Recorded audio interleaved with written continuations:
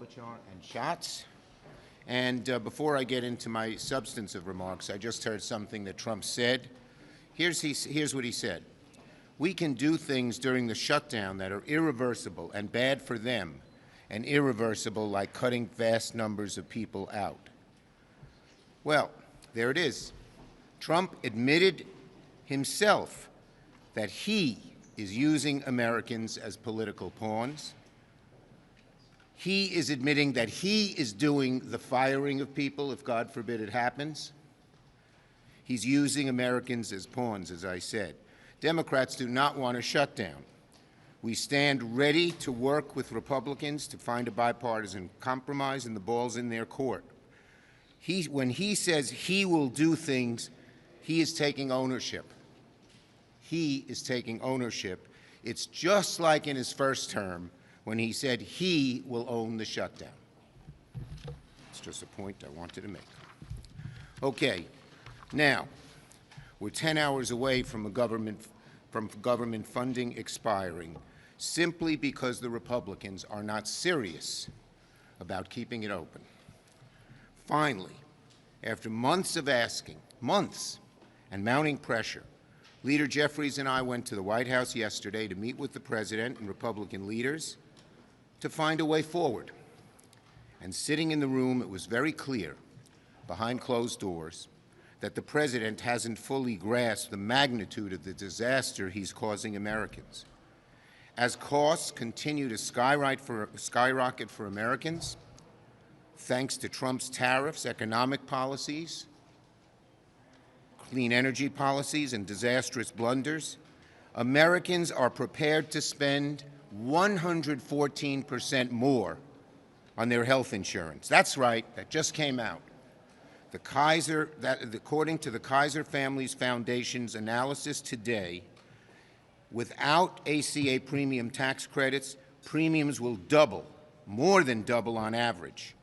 And this not only affects those on ACA, it affects just about every American family with health insurance, because it is, as has been documented, when they get the deep cuts on ACA and on Medicaid, they don't have as much money, and they raise the costs on everybody else. So virtually no American with health insurance is immune from these disastrous Trump cuts.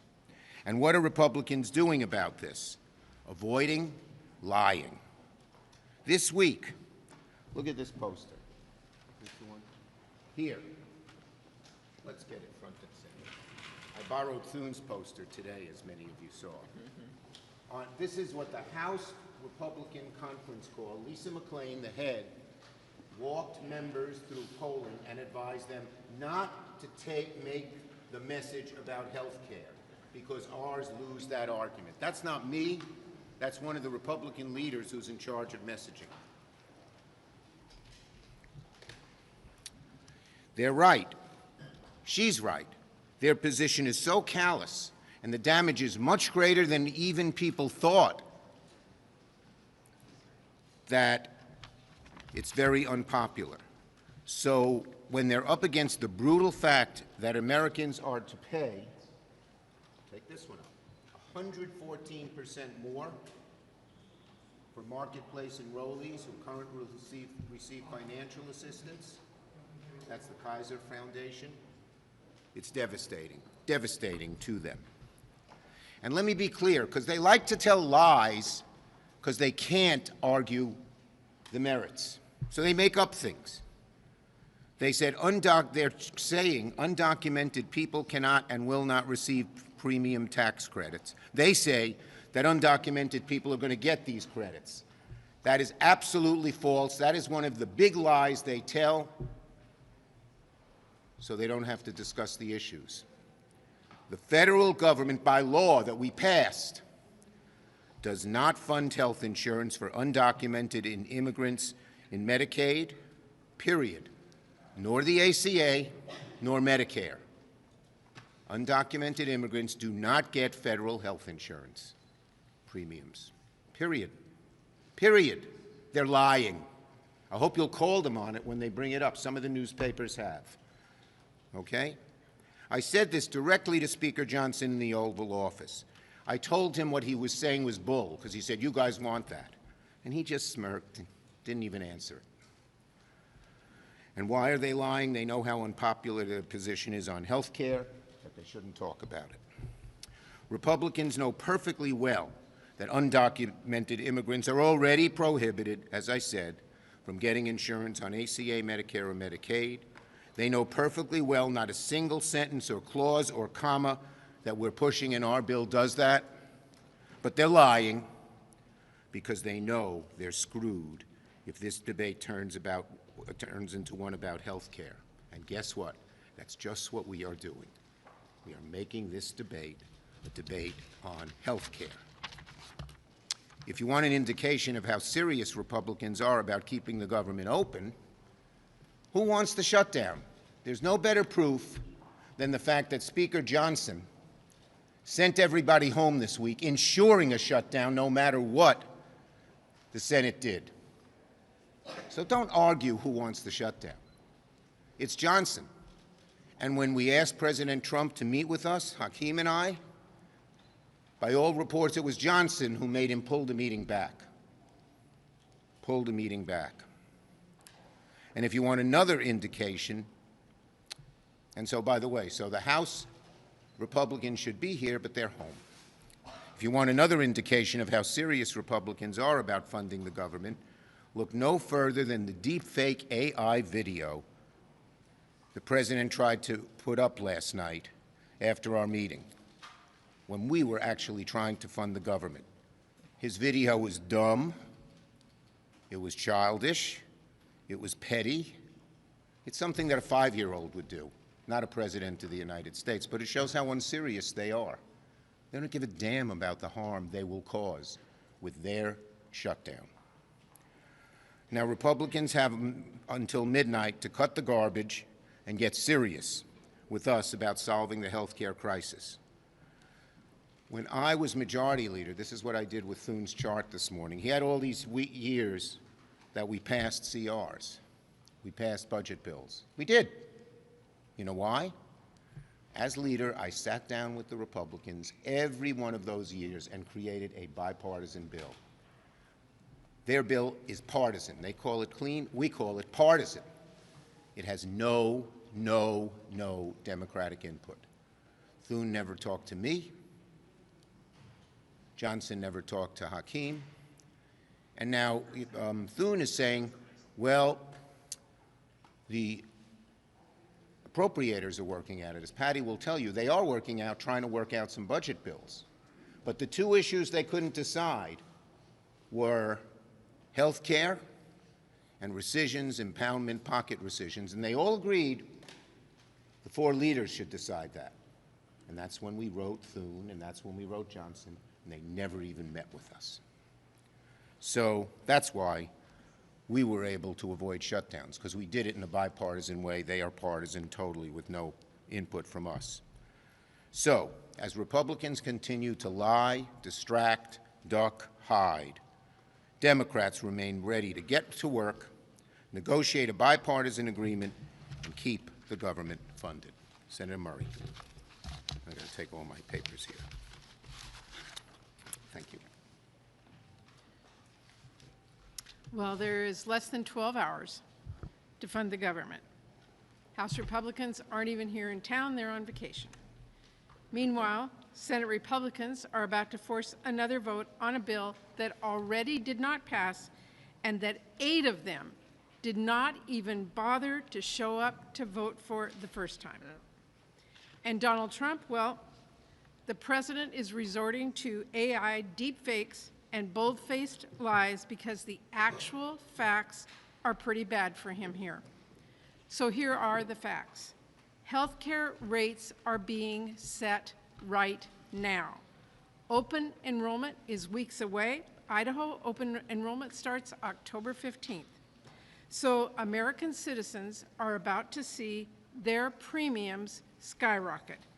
In my state, family paying $238 per month for their health insurance right now, thanks to Republicans, they could pay as much as $1,800 per month next year. Look, is the president totally unfit to hold office? Yeah. But it is not about that. This is about health care. He is choosing to shut down the government rather than work with Democrats to fix the health care crisis Republicans created. If it seems like the only sentence that Republicans can form these days consists of a noun, verb, and illegal immigrant, that's because they have to resort to outright lies to defend their truly god-awful health care policies. Their attacks on health care are already hurting American citizens, millions of them. There is no getting around it. Cutting health care by more than $1 trillion, hospitals are already laying off staff and closing down across the country. Millions are going to soon be kicked off of their health care. So Donald Trump can lie, J.D. Vance can lie, but people are still going to get those letters in the mail telling them how much more their health insurance will cost next year. Now, apparently, when President Trump was looking over Democratic health care proposals, he said, and I quote, "Go F yourself." That tells you how much Donald Trump cares about whether families go bankrupt paying for their health care. Premiums on the marketplace are set to more than double. Washington State had an uninsured rate of 15% before the Affordable Care Act. Now, because of that, it is down to 5%. People now, though, are going to lose their health insurance because of Trump and Republicans. They're going to put off their care. Many will get sicker, and some will even die. That is the reality. That is why we're here fighting for health care. I'll be voting no on the partisan Republican-only funding bill that already didn't pass a few weeks ago. I'll be voting yes on the Democratic bill that not only funds government, but also addresses this GOP healthcare crisis and protects Congress's power of the purse. I am ready to keep the government open. As I have said over the last 2 weeks, I am ready. I am willing to stay at the table for as long as it takes. But the question remains, will the Republican leadership get serious and negotiate? Thank you, Patty. Senator Klobuchar. Thank you, Senator Schumer, and to my colleagues. So yesterday, after weeks of waiting to see if the president would lead Senator Schumer and Leader Jeffrey go over to the White House, this is not a joke. People are literally standing on a healthcare cliff right now. For members of our caucus, when the Republicans, a whole bunch of them, didn't show up and vote last week, what did our people do? We went out and we met with the people in our state. We met with doctors and nurses. We went to rural hospitals. We talked to people that can barely hold on right now. This, what one farmer called a perfect storm of ugly. The tariffs are hitting them, the markets are drying up, and now they have their health care costs, so many of them, especially in rural areas, are on these individual plans. So what does the president do after this meeting? He posts that deep fake offensive video. This isn't a joke. This isn't political theater. He's so proud of the art of the deal, and it is his time to lead. He has said repeatedly, and you've all seen the real videos, where he said this is a time for a president to lead in the past. Well, this is his time to lead. When we talk to the people out there that aren't the ones on the Mar-a-Lago golf course, you hear what's really happening. They look at those grocery bills. They look at their electricity bills. Those things aren't deep fakes. Those things don't lie. Those things are real. So what are they facing? Healthcare cliff. 20 million Americans are set to see their premiums double when they pick a plan starting November 1st. And for those of you that ask, why are you doing this now? This isn't a December thing. This isn't a January thing. This is a now thing. This is happening right now. And the only way to fix this is to do something about it now. Those families that don't know if they're going to have cancer research, and those researchers on Alzheimer's that are looking at going to other countries and looking at what's happening with NIH, this is a now thing. So I hope people remember that this is not a funny deep fake meme. This is not anything he says. And for those people in my state that voted for me and him, and there's a lot of them, they actually thought he'd bring costs down. That's what he said would happen on day one. Well, it is day 253. And people are paying more for their prescription drugs. They're paying more for their beef. They're paying more for their groceries, and they're paying more for their electricity, and they're sure paying more for their health care premiums. This is his moment to lead.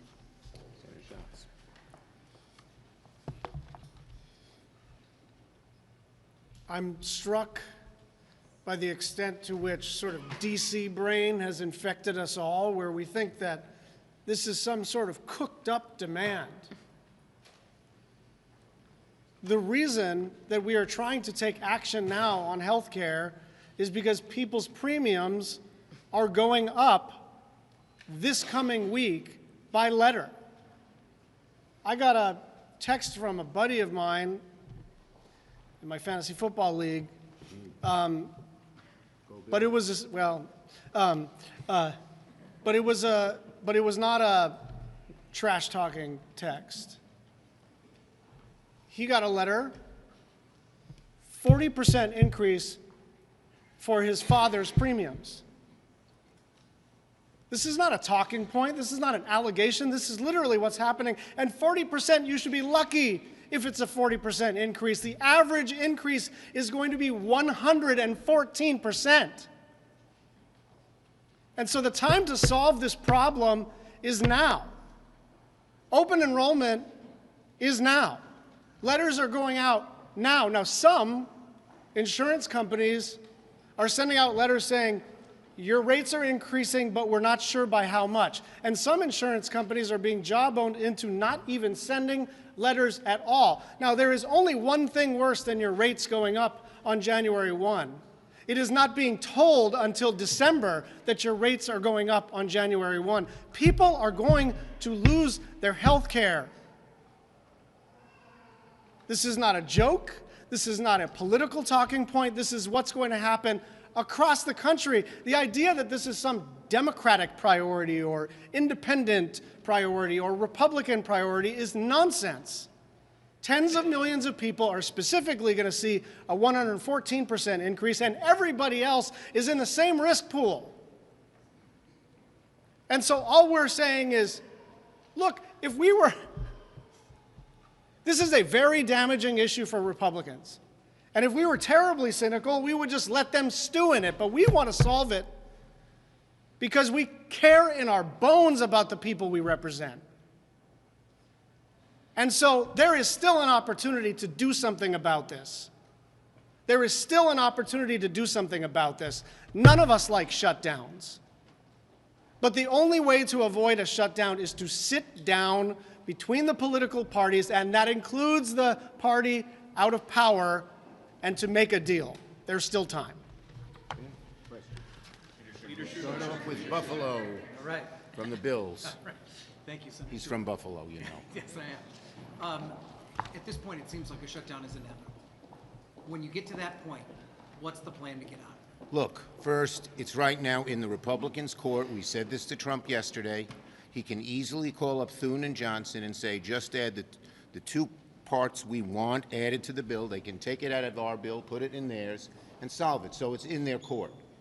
And let me just say, the American people are learning how bad this health care crisis is, and they will put tremendous heat on Republicans to solve it. Yes? Leader Thune just said that there are going to be no negotiations with Democrats if the government is shut down. So how long are Democrats willing to stomach the shutdown? Days, Look, weeks, it's months? in their court to solve it. It's their shutdown. And as I said, they are going to face tremendous pressure from the American people. Trump in the room admitted, I said to him, this is going to be very bad for you, these increases in the health care. And it's not going to be good for you. It's not going to be good for America or anybody. And he admitted that. So I think we believe that this is an issue worth fighting for. We hope the Republicans avoid the shutdown. But if they do it, it's because they didn't even negotiate with us till the last minute. Yes? The president is now threatening these irreversible cuts to the workforce, to programs. Is that a risk that Democrats are willing to take? The bottom line is he's doing it anyway. They've already cut 300,000 people. Whether there's a shutdown or not, it'll be up to Trump whether he's going to let Musk, formerly Doge, vote, do these cuts, do these layoffs, and do these firings. It will fall on him, as I said. He's the one doing the firings, not Democrats. And that's what it shows. Yes. No, right here. Senator Schumer, Times poll out this morning finds that 2% of Americans rank healthcare as the #1 problem facing the country, which is to say, a very small percentage. How do you think about that disconnect between the language you all are using? This is It's not what it's, I don't know what the poll numbers were, because the, yes, without question, wherever we go, wherever we talk about it, it has our back on this issue, and it shows that who do you trust much more? Who do you trust more to deal with the health care crisis? They trust Democrats. And one final thing, they're going to start getting these notices tomorrow. A lot of people don't know it.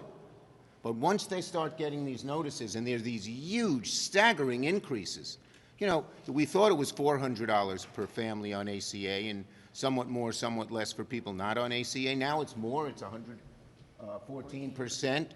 They're going to be staggered, and they're going to say, what's happening? And we're going to be right there explaining to them, it's because the Republicans wouldn't negotiate with us. We're ready to do it any time, and there'll be huge heat on them on this issue. Nope, last one, this gentleman. Had to call on someone from this side, the left side. Over the last decade and a half, in instances when Republicans have shut down the government over one issue or another, order ACA funding, they did not get the policies that they were requesting. What makes you think this will be different for Democrats? Because the health care crisis that they created, in part because we asked them 3 times to vote on extending the ACA, and they voted no 3 times. And we believe that this issue is a real issue for the American people. We also believe that when there's a a Republican president, a Republican Senate, a Republican House, the natural inclination is to blame the Republicans. That's what the polling data shows. Who do you know, a neutral question, who do you blame, Democrats or Republicans? It's like +20, they'd blame the Republicans. And we also believe the fact that they wouldn't negotiate with us, which became clearer last week when Trump said yes and Trump said no, the American people don't like that. So we think we're on our front foot as we go into this fight. Thank you, everybody. Thank you, sir. And congratulate him on his new grandchild. Yeah, In the middle of the caucus, my phone rang, and it was my wife. We have a beautiful little boy, name yet not told to us by our daughter and daughter-in-law. Congrats.